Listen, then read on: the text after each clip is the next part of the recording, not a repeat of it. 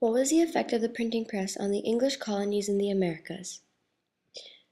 Around 1400, a German man named Johann Gutenberg invented the first printing press.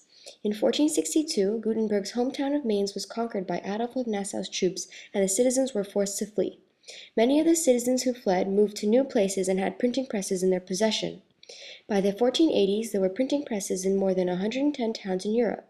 The first printing press in the Americas was brought from England by a man named Joseph Glover and was established in Cambridge, Massachusetts. The effect on religion. The printing press helped to spread the word of God, and in the 1630s, doctrinal differences began to develop in different New England churches. Puritan leaders realized that this would cause problems for their colonies, and rules were printed and distributed for churches to follow. Religious documents were also printed for people to read. Increase in population.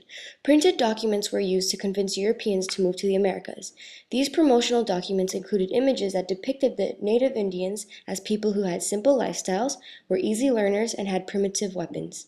These images made Europeans curious, convincing them to consider making the Americas their new home. This illustration shows the Native American men making a boat using primitive self-made tools. Images such as these were seen by the Europeans, giving them the idea that the Native Americans were savage people who could easily be taught.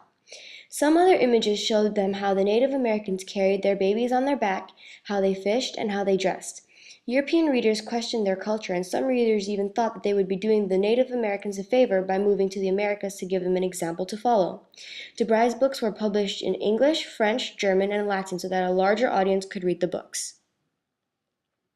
This passage is taken from a promotional tract, and in the first paragraph of the tract, the author clearly states that the purpose of the tract is to promote the Americas.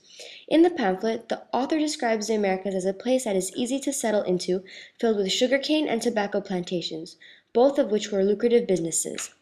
The author describes the land as very rich, with tall trees and great timber. Tracts such as this one painted images in the minds of the Europeans, tempting them even more to move to the Americas.